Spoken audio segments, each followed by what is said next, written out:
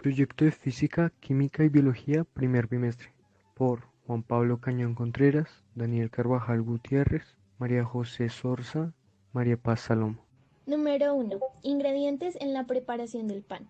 500 gramos de harina sin preparar, una taza de agua tibia, un huevo, una cucharada de azúcar, 2 cucharadas de aceite vegetal, 10 gramos de levadura, una pizca de sal y finalmente una yema de huevo para el barniz. Para comenzar la preparación, activamos la levadura disolviendo una cucharada de azúcar en una taza de agua tibia y mezclamos.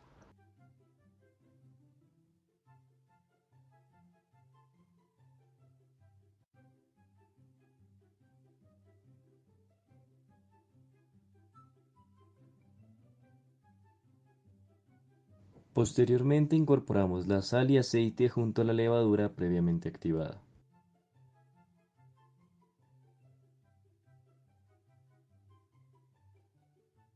Luego añadimos la mitad de la harina y resolvemos hasta que se vea homogénea, para después añadir nuestro huevo y seguir revolviendo hasta incorporar.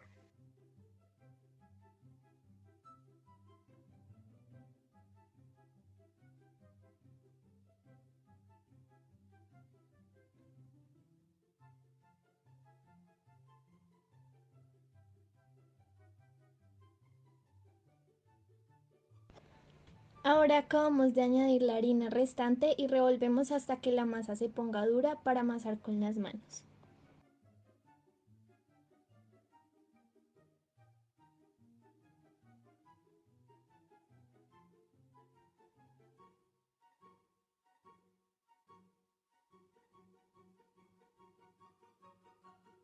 Una vez incorporados los ingredientes, procedemos a amasar para que así la masa empiece a producir el gluten.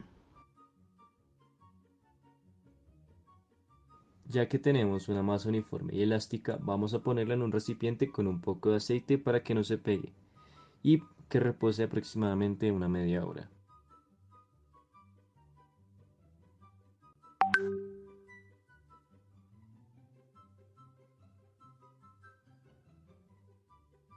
Luego que haya reposado la masa, vamos a partirla en 4 partes, a poder ser iguales y extenderlas en forma de rollos.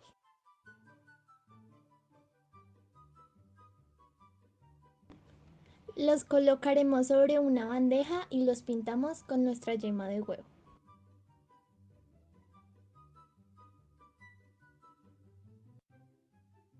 En un horno precalentado a 200 grados Celsius, introducimos la bandeja con los panes y esperamos unos 45 minutos. Finalmente sacamos el pan del horno y lo dejamos enfriar unos 15 minutos para poder servirlo y consumirlo. Es importante realizar el paso a paso de la manera indicada, puesto que es fundamental primero activar la levadura, porque de añadir las cosas en un distinto orden se podría dificultar en una primera instancia la mezcla de los ingredientes y el proceso de la fermentación de la masa probablemente no se podría llevar a cabo porque la levadura no se activaría. Para la correcta activación de la levadura es fundamental que la misma se disuelva junto a un sustrato y junto al agua en una temperatura adecuada para que la levadura seca salga del proceso de aletargamiento en el que se encuentra y de esta manera lleve a cabo un buen proceso de glucólisis para que después se dé el proceso de fermentación, del que requiere la masa para inflar.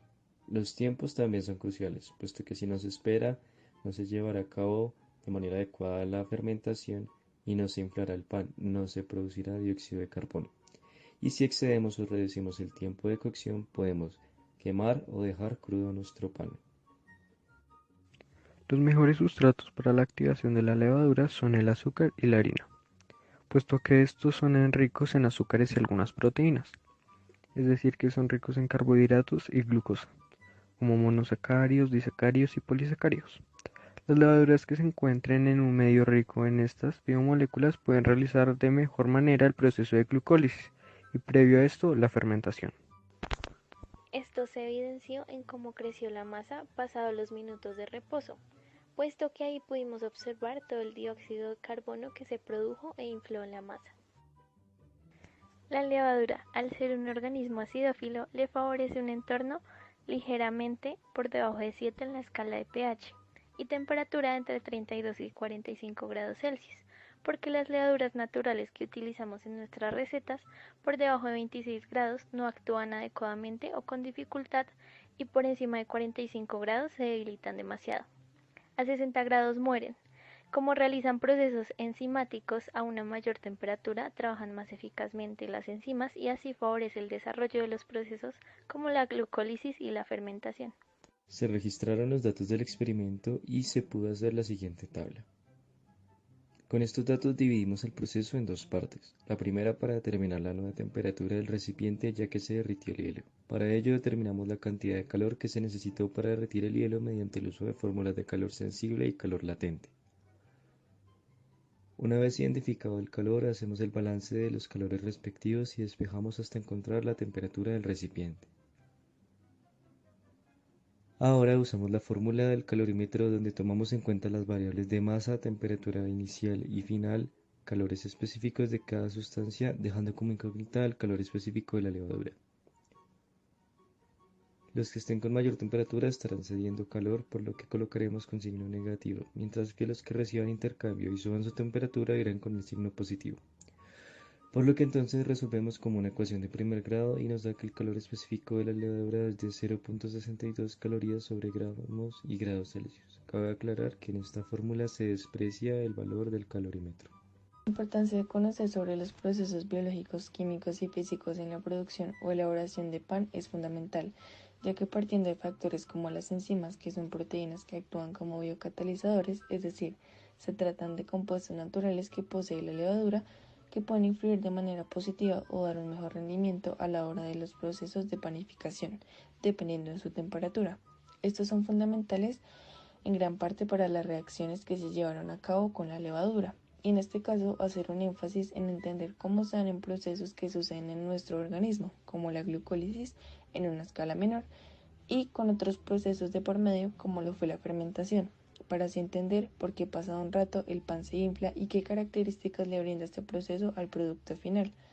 Para esto fue necesario entender las condiciones de pH y temperatura a las que el organismo trabaja mejor para obtener los mejores resultados. De esta forma pudimos destacar el funcionamiento enzimático y pudimos explicarlo mediante los procesos de rutas metabólicas que toma el organismo para actuar como lo hizo.